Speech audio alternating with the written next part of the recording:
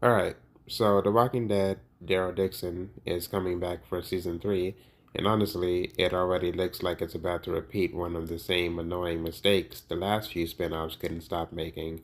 After season 2 wraps up with Daryl and Carol planning to head back to the US from France, they somehow end up shipwrecked in Spain instead. Like, how does that even happen? But okay, new country, new chaos, right? The trailers are out now, and they're showing us that this season's taking things in a more European direction, which actually sounds cool on paper. Daryl and Carol are about to start another wild journey across a totally different setting. They're meeting a bunch of new characters too. It kicks off in this bright, lively little city that looks like it's finally a safe spot, full of survivors just trying to live their lives. But, plot twist, things go south fast. The city gets completely wrecked. Walkers are everywhere, bodies on the ground, buildings on fire. The whole place turns into chaos. It's like the show can't help itself. You give it a peaceful setting, and boom, cue the destruction. And here's where that same old problem comes in. This whole build a big group up just to tear it all down formula. Yeah, we've seen it too many times already. In season 2, the Pouvoir and the Union of Hope were introduced as powerful survivor groups, and yet they got wiped out super easily. Like, we're talking blink and it's over type of easy. And now it's looking like season 3 is about to do the same with this new Spanish community. It's just weird. These groups have supposedly been surviving for years, and a full blown walker apocalypse over a decade has passed in the timeline by now. That means they've had time to gather resources, build defenses, learn strategies. Basically, they should be the toughest people around. And yet, every time a new spin-off introduces a community like that, they end up getting steamrolled in the dumbest, fastest way possible. It's not just a Daryl thing either. Dead City did it too. They brought in groups like the Foragers and the Bloodshirts, hyped them up, then killed them off in one scene like it was nothing. No struggle, no real payoff, just quick and dirty eliminations. The more it happens, the less believable it feels. Like, what's even the point of introducing these massive groups if they're just gonna get wiped off the map like NPCs in a video game? Meanwhile, back in the main Walking Dead series, communities like Alexandria, Hilltop, and the Commonwealth actually went through ups and downs and felt like they'd been through years of surviving. That added realism is missing in the spin-offs, but hey, there's still a chance season 3 might do it differently. Maybe the Spanish city didn't fall to just regular old walkers. What if another, more brutal survivor group attacked it? That would make it way more believable.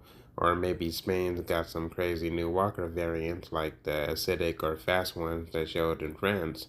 That at least explain how such a strong community could get overrun so fast without it feeling lazy. So yeah, it's kind of frustrating seeing the same mistake over and over, but there's still hope. If Daryl Dixon season 3 gives us a legit reason why the city falls instead of just rushing through it like past seasons, it might actually improve the story instead of dragging it down.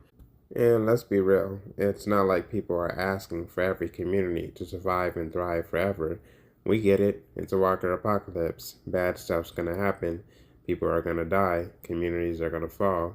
That's part of the whole vibe. But it's the way they keep doing it that feels lazy.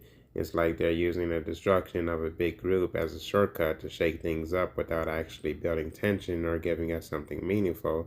Like, we didn't even get enough time to care about most of these communities before they get wiped off the map. It kind of kills the excitement when you can already guess what's going to happen the second a new group shows up. Oh, a new community with a name, some hope, a few leaders, maybe a school for kids. Give it 2 episodes before it all burns to the ground. That predictability ruins the suspense. At least in the main show, you didn't know who was going to make it out or how bad it would get. The tension came from not being able to tell where things were going. These newer shows, not so much. And let's talk about Carol for a sec. Carol coming back is a big deal. She's one of the most beloved characters from the OG series, and her return should be huge. But if they just toss her into another rinse and repeat storyline where she watches the city burn and barely escapes with Daryl, it's gonna feel like a waste of her character. This is the perfect opportunity to do something new with her, give her actual influence over a community, or let her lead in ways we haven't seen before. Don't just make her another survivor ducking and running again. Same for Daryl. He's been through so much and evolved into this quiet but powerful symbol of survival. Having him show up in a city after city that crumbles in two scenes makes him feel more like a cursed tourist than a legend. Like, oh, hey, Daryl's here. Better evacuate now before the walls come down. That's not what his arc should be at this point. It'd be nice to see him actually help build something again instead of just surviving the next collapse. There's so much missed potential in these newer settings. A city in Spain, that could have been a whole storyline. What are Spanish survivors like? What new customs or tactics have they developed? How did their culture shift during the apocalypse? There's so much room for creative world building, but instead it feels like they're just using it as a different backdrop for the same destruction template we've seen 5 times already. And if we're being honest, part of the reason the original Walking Dead worked so well is because it slowed down sometimes. It gave you time to sit with the characters, to learn the world, to feel the weight of their decisions. The spin-offs feel like they're afraid to slow down. It's like they think we'll get bored if there's not a new explosion or group death every episode. But without that slower build, none of it feels like it matters. What they could do is actually show the rise of a new community, not just its downfall. Show how Daryl and Carol integrate, maybe even help rebuild. That would be a cool twist. Instead of burning the city down, make it a base for future episodes, like a new Alexandria. Let the audience root for something again. Give us a reason to get invested in the people they're meeting. Right now, we know they're probably all Walker Chow by episode 3, so what's the point? Another option is to shift the focus a bit. Maybe this season doesn't need to be about how dangerous walkers are. We already know that. Maybe it's about how the humans have changed in Europe. Like, what if Spain has some seriously dark survivor politics going on? Maybe the reason communities fall so fast isn't because of walkers, but because of betrayal or civil war inside. That add way more layers to the drama.